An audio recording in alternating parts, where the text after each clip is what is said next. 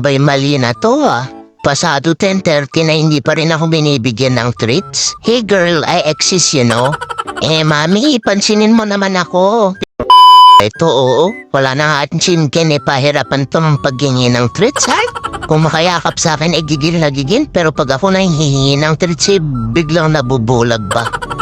Ayaw mo nang maayos na papi. Usapan, ha?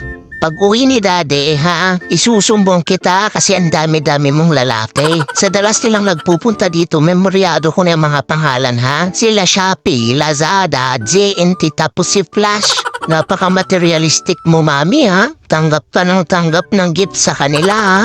Yan! Gusto mo palang pagbabantaan ka muna bago ka bumigay?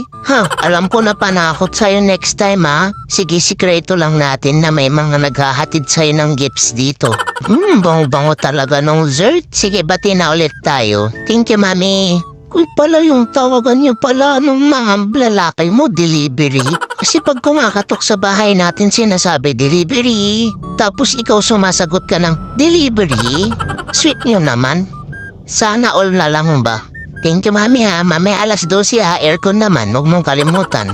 Dito na ako sa Gedli, okay na ako. Di na ako galit. Love you.